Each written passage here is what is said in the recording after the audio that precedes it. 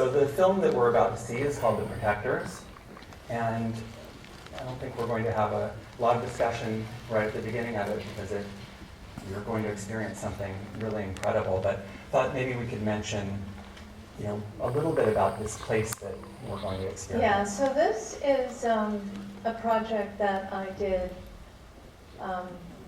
after another piece I did, which is sort of in the philanthropic space, which is called Last Days of Ivory. I did that right after Zero Dark 30 when I realized there was a connection between terrorism and elephant poaching, that elephants were sort of certainly on the demand side, looked at like kind of slow-moving ATM machines for terrorists, and that's how you get a situation like the Westgate Mall in Kenya. And so I did this little piece, Last Days of Ivory. Now that led me to this gentleman here and digging deeper into this space, and then I arrived at this place, which is probably the most dangerous place, I would say, one of the most dangerous places in the world, the Democratic Republic of Congo, Garambas Park. And that's where there still are quite a few elephants, but there also are rangers who stand, they are kind of the last line of defense they stand between them and an elephant's extinction. So at the rate at which elephants are being poached today. So I hope you enjoy it, and we'll talk about why this particular technology and why this subject more so later. But just remember in VR, and many of you I'm sure are familiar with it, and Ed I think will come out and give you a sort of tech support. But remember to look at, even in your seats, you look up, you look side, you look behind you. Everything is active and everything just as if you were in the field yourself. And that was sort of the purpose of this. So let's get Ed out here to walk you through it. We're going to introduce Ed Schmidt from AT&T Developer Program. He's going to help you start to watch the protectors using your Samsung devices that I believe are on your seats. Good. Really? Yeah, take it away. I'm really telling you how to watch this VR movie today. So please, again, don't open the bags yet. I promise we'll do it soon. I'm very anxious. I'll also say thank you to Samsung for their generosity loaning us the devices. But that's the big pad. You want to be careful not to touch that because that could start the movie or jump it forward. If you put your headset on and it doesn't automatically start, all you should have to do is tap that control pad and it should start. Difficulties watching the film. We're so sorry about that. But Ed is going to give you instructions about a way that you can still watch this right after our conversation today. Yeah, so if you haven't been to the Expo yet, you'll kind of walk right in and you'll see a nice booth that says Tribeca, and there'll be a sign that says just the Protectors. You can go in there and watch it there. So again, I apologize if we didn't kind of get through that. Thank you. Thank you. So just before we started the film, we mentioned the animated film, Last Days, that you did just before this. And that film had really huge impact. We brought it to Capitol Hill, and in a very partisan, politically divided year, there was a piece of legislation called the End Wildlife Trafficking Act, which was a really important piece of legislation to try to get the United States engaged in stopping elephant poaching in places like Garamba National Park. It was stagnating. We brought Kathryn and we brought the film to Capitol Hill and did a screening, just like the one you just did, with top people from the Department of Defense, heads of Senate Foreign Relations and House Foreign Relations, and lots of policymakers, legislators, and other influencers in DC. And literally 5 days later, the legislation passed in the House, was then quickly passed in the Senate. That is now a law, and it's thanks to storytelling. I think you're giving me too much credit. Thank you. No, but what is interesting is all of a sudden, and that wasn't shot in 360, that was 2D, but it was animated. It was animated because it would be virtually impossible for me to film an animal suffering, and this was kind of it showed sort of the Silk Road of ivory demand, starting in Beijing and moving back to where the elephants are found in the bush and all throughout Africa, and how and when they meet their demise. And so consequently it was animated.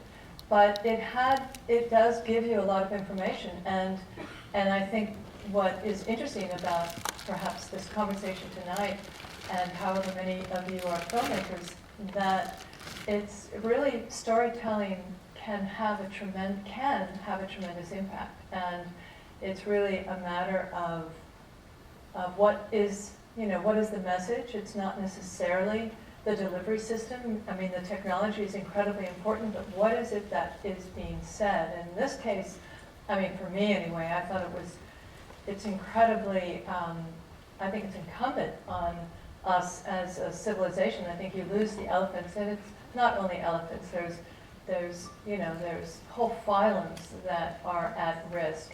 And I think then you kind of lose our humanity. And so I felt like this was one perhaps small way that I could contribute to its, to a productive and positive way forward, or how do you get through that? I mean, how do you get through this, the sort of, I don't know, what seems to be an impenetrable wall of extinction, and I found that there was, no surprise, there was, not, as I mentioned earlier, a connection between terrorism and, in this case, elephant extinction, and that it also could be looked at as a question of national security. That like this small little trinket you may see in, on a store in 6th Avenue and 47th Street in Manhattan actually contributed to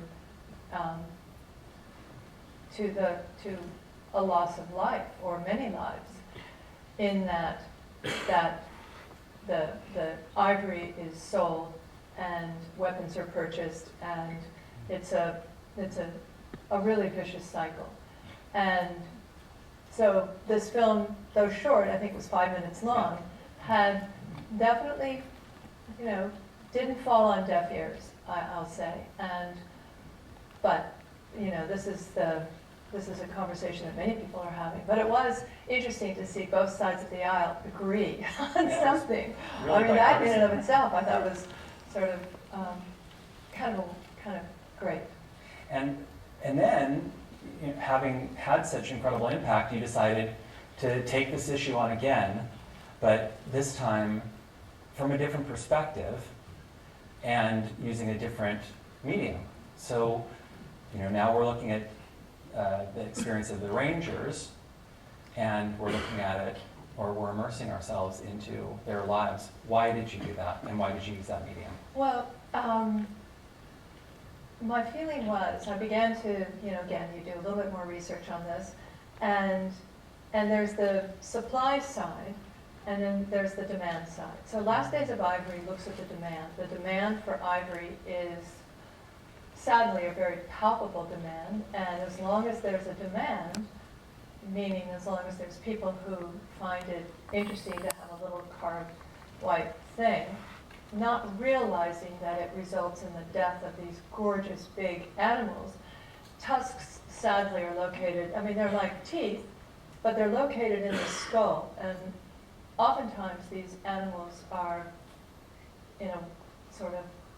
sort of still alive when their faces are hacked off to get the tusks. Anyway, that's the demand side. As long as there's a demand, the elephants will keep, their lives will be in peril. So then I began to look at the supply side. So what is going on the supply side? And as I mentioned earlier, that the Rangers have an incredibly critical role in that they can actually prevent an elephant from being poached. Like the poachers enter a park, that's what they're they're tasked and trained to do is to try to thwart that. And in the case of Garamba, it's a very, very, very volatile area. And these rangers it came to my attention that they're really they're ill-equipped, and they require a lot more equipment. And the coaches that we're dealing with have tremendous amounts of equipment. They have night vision goggles, they have helicopters, they have 50 caliber weapons, and the rangers at Garamba Park are basically not all of them have flak vests. They, barely have, their gear is sort of torn. They don't have radios, so if one guy goes down, they can't tell somebody else, all right, there are threats in your 20. And so my goal with that, and what we were trying to do, is work together with African Parks. And African Parks is sort of the gateway to many parks across Africa, Garamba Park being one, and work with them and create a vehicle by which a viewer, you, would understand what it would be like to be a ranger for a day. Basically, the tagline is walk in the ranger's shoes. And I think that what's so great about VR technology is it does build empathy. And empathy is different than sympathy. Empathy is actually immersive, it's experiential. You're actually there, walking through the brush, not knowing where, like around a corner, what the next threat may or may not be. I mean, not just from poachers, not just from other human beings, but just the natural threat of the environment. And they can use more gear. And so what we did is we put this together, and then we premiered it at the Tribeca. They have a VR arcade, and we premiered it there at the Tribeca Film Festival VR arcade. And I did a panel, and on the panel we had a very infamous guest, and her name was Hillary Clinton, who's very much a proponent of elephant conservation, and a woman who works closely with African Parks. And we showed this piece, and actually that night there was a tremendous amount of traffic on the African Parks website, just people trying to understand what is needed, what is how they could engage. And so that's where this technology, or that's where film, I think, kind of coming back to that, can be incredibly powerful. If, in this case, I was looking to put you in you in that park, and I think the technology really enabled that to happen. But we were talking earlier, just before we came out here, but it's content. The content drives the technology. Like in this case, it was an opportunity to really get to know the rangers and what their needs are, their fears, their fragility, their strengths, and so that content drove the decision to work in 360, to film it in 360. So let's just talk a little bit about sort of the DNA of your filmmaking. Your work is well, I think there are a lot of people interested in sort of how you make technical but also storytelling decisions. So just for example, if you think about Hurt Locker, for example, that's 2D, but you do certain things in that film that lock people in, immerse people into the experience of your protagonist. How do you, in the case of the Protectors, what sorts of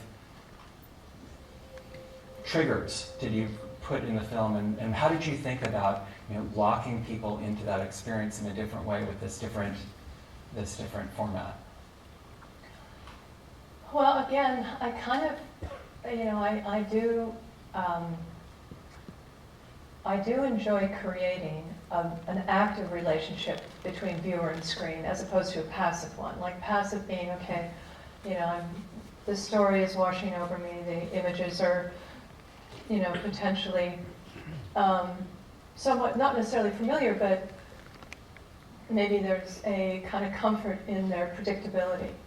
So I think the minute you take that away and you create a more active engagement with the screen, and that's done by, well, in the case of Hurt Locker, I decided not to use any score. There's very little score.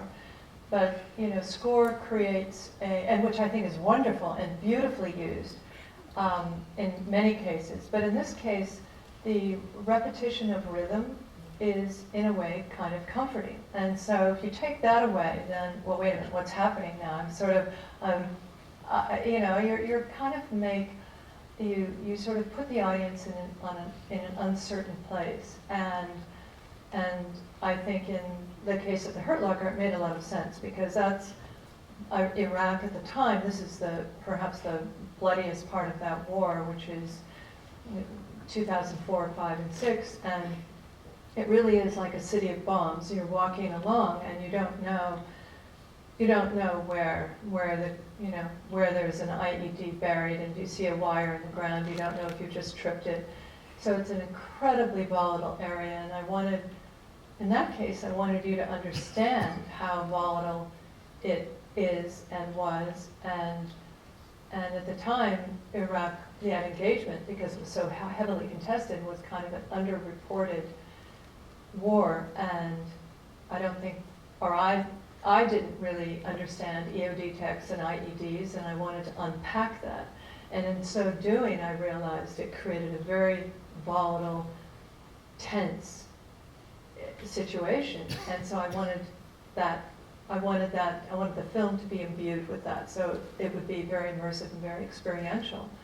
And you know, I mean, you know, there's a lot of very active camera work going on. There's, I remember I asked the actors to just do their job, irrespective of where the camera was. Every take, I would switch up where the cameras were. I had 4 cameras working simultaneously, and the actors, at first, they were sort of a little bit disarmed by the lack of, you know,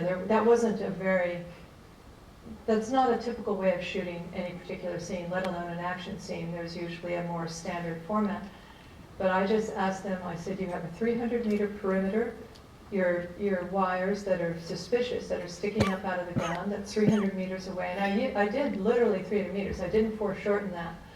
And asked them to come upon those wires and do what you do. You've got 2.5 minutes to decide, can I disarm this? If it is, in fact, an IED, can I disarm it in 2.5 minutes? Because you don't have much longer, because your coordinates are going to be called in by a sniper in the area, most likely. So there's a natural tension in that. And then, but that's 2D, but I kept it live in order to put you, so that, I guess, to answer your question, perhaps I'm taking too long to answer it, but to put you in a situation where you, the viewer, that replicates what the characters on the screen are going through.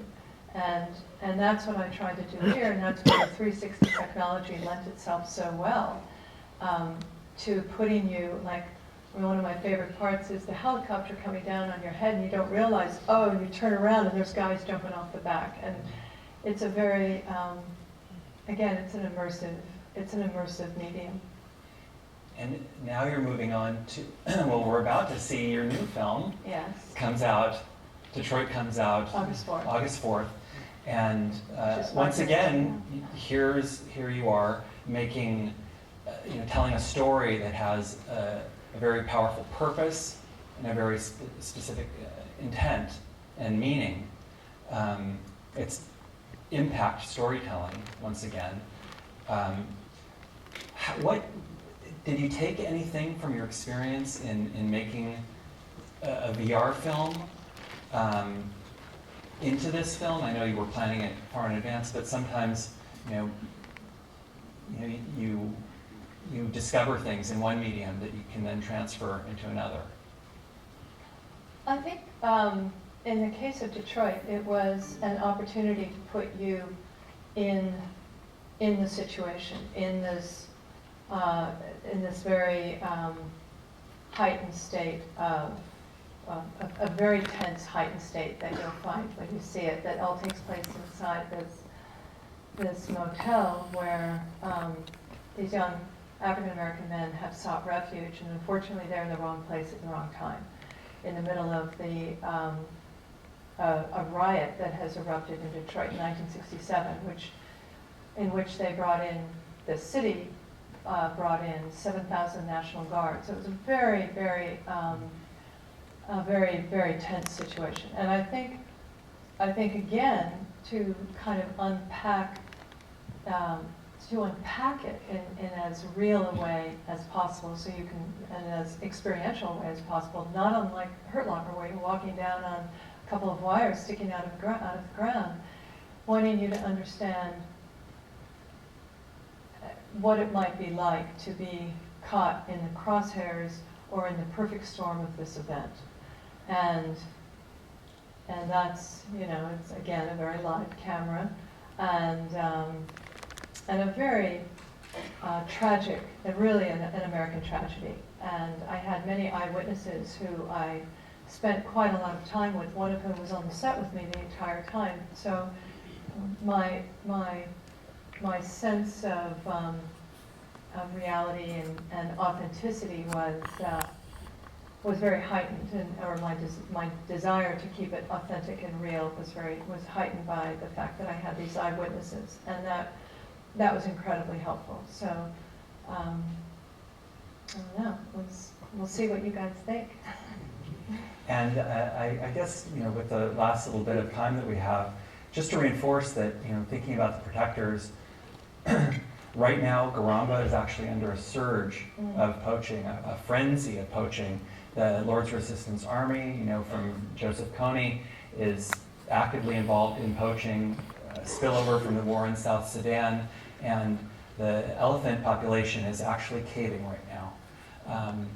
This was one of the most vibrant homes for elephants at one time, and we could lose those elephants. We could actually lose, within 10 years, all the wild elephants in Africa.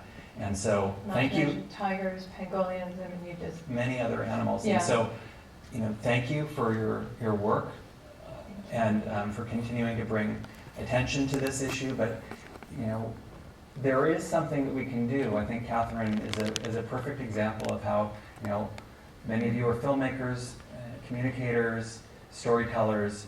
You can also have impact. I think that's kind of the point. Thank you, Kathryn. Thank you.